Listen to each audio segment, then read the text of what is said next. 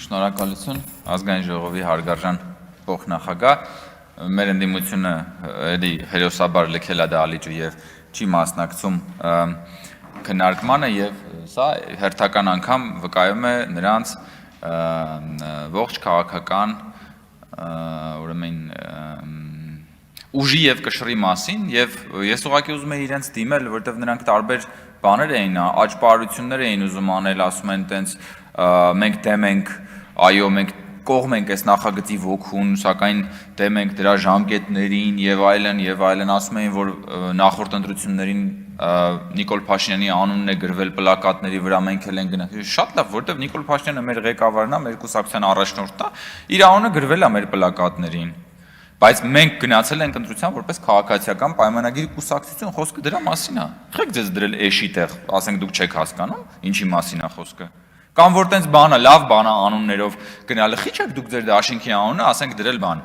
վերադարձ Պապլավոկ Ռոբերտ Քոչարյանի հետ։ Տես դրեք գնացեք, եք դրել Հայաստան դաշինք, չէ՞ որ Ռոբերտ Քոչարյանն է այդ դաշինքի բանը առաջնորդող ուժը։ Կամ ասում են, բանը 2 ամիս առաջ փոփոխություններ են անում, նշանակում է, որ քաղաքականապես խաթարում են բան եւ այլ քաղաքականապես անընդունել է։ Բա քաղաքականապես անընդունելի չի, որ այդ 2 ամիս առաջ այն քաղաքական ուժի առաջնորդը, որն ուզում է գա ժողովրդին փրկել, դեռ 2 ամիս առաջ մի անգամ ժողովրդի հետ չի խոսել։ Մի անգամ ժողովրդի հետ չի երկխոսել այն ժողովրդի հետ, որին ինքը պատրաստվում է փրկել։ Կամ ընդհանրապես սա Հայաստանի պատմության մեջ բացառիկ դեպք է,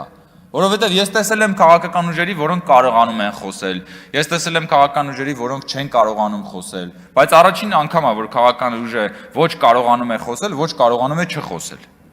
Որովհետև որ նայում ես բանը, Սամվել Կարապետյանը, ասենք թե AI-ով չի խոսում, որպեսզի բան, արհեստական բանականությամբ է խոսում, որ հանկարծ չսխալվի։ Բայց մյուսներն էլ, որոնք որ խոսում են իրենց բնական բանականությամբ, ավելի վատ են խոսում, քան թե արհեստական բանականությունը, որը խոսում է նրա համար, որ հանկարծ իրենք չսխալվեն։